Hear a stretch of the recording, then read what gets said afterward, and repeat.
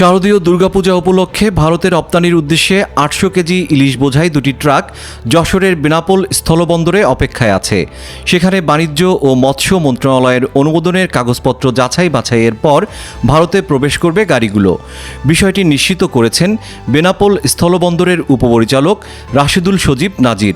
বৃহস্পতিবার তিনি বলেন, গতকাল পর্যন্ত বেনাপোল স্থলবন্দর দিয়ে কোনো ইলিশ রপ্তানি হয়নি।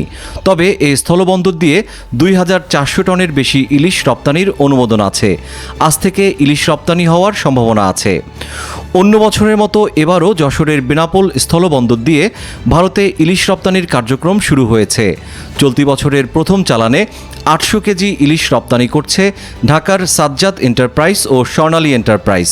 তারা জানায়, প্রতি কেজি ইলিশ ১,১৮০ টাকা বা $10 দরে রপ্তানি হচ্ছে।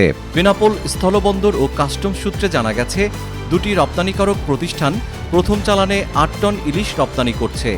ইলিশ ছাড়করণে বন্দর ও কাস্টমসের প্রয়োজনীয় কাগজপত্র দাখিলের কাজ করছে বাংলাদেশ লজিস্টিক নামে একটি C&F এজেন্ট।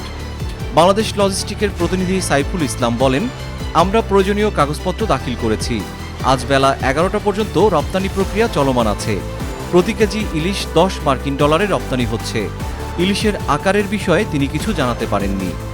আসন্ন দুর্গাপূজা উপলক্ষে বাণিজ্য মন্ত্রণালয় প্রথমে ভারতে ৩,০০০ টন ইলিশ রপ্তানির অনুমতি দেওয়ার সিদ্ধান্ত নিয়েছিল।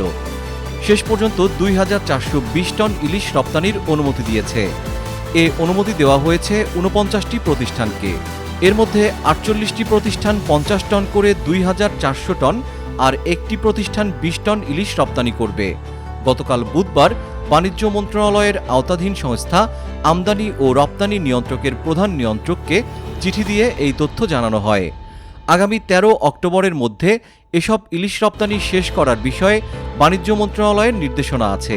বন্দর ব্যবহারকারী ব্যবসায়ীরা বলেন, ২০১২ সালে ইলিশ রপ্তানি বন্ধ হয়েছিল, পরে আবার রপ্তানি শুরু হয়।